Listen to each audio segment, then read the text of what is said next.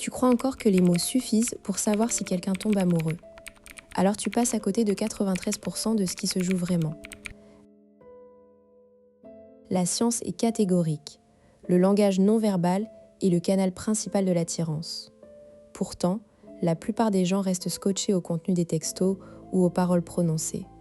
Résultat, ils interprètent mal les signaux, doutent et passent à côté d'une relation qui était pourtant en train de naître.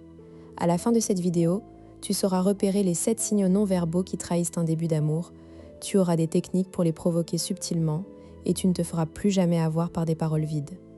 Le plus grand mensonge qu'on t'a raconté, c'est que l'amour se déclare avec des mots. « Je t'aime » peut être vide, tandis qu'un regard prolongé de 8,2 secondes active les mêmes zones cérébrales que la cocaïne. Les mots mentent. Le corps, lui, ne peut pas tricher longtemps. Et si je te disais que le secret de l'amour ne se cache pas dans les textos, mais dans un mouvement de sourcils? Les travaux de Hatfield en 2008 ont démontré que l'expression faciale de l'amour est universelle et se lit en moins de 200 millisecondes. Le cerveau humain est câblé pour décoder l'attirance bien avant que la conscience n'intervienne. Prenons Thomas, 31 ans, kinésithérapeute à Bordeaux.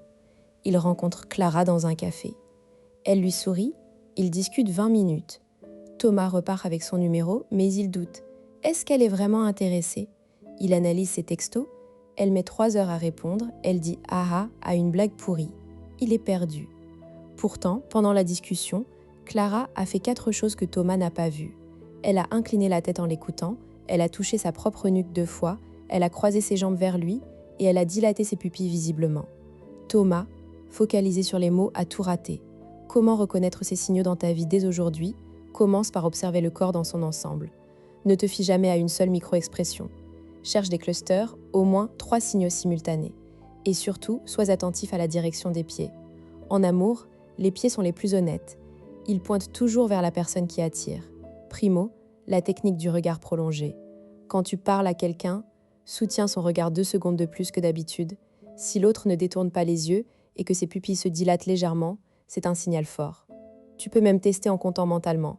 1, 2, 3, 8 secondes.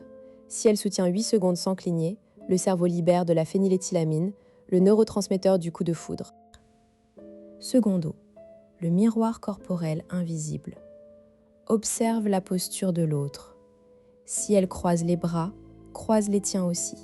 Si elle se penche, penche-toi. Le mimétisme inconscient est un signe de connexion.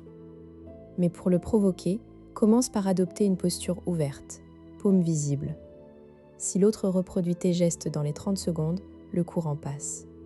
Tertio, l'appel du dans la conversation. Utilise le de la personne en fin de phrase, avec une intonation descendante. Exemple, c'est intéressant ce que tu dis. Pas montante, pas interrogative, descendante comme une confidence. Cela crée une intimité immédiate. Et regarde la réaction. Si elle sourit légèrement et tourne la tête vers toi, le signal est vert. Revenons à Thomas. Il a revu Clara une semaine plus tard, mais cette fois il a appliqué les 3 techniques. Regard prolongé, miroir, appel du prénom. Résultat, Clara a commencé à toucher ses cheveux, à rire plus fort et à trouver des excuses pour rester.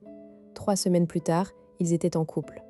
Tout ça parce qu'il a arrêté de lire les textos et a commencé à lire le corps.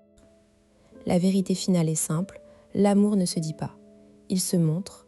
Les mots sont fragiles, les gestes sont des signatures.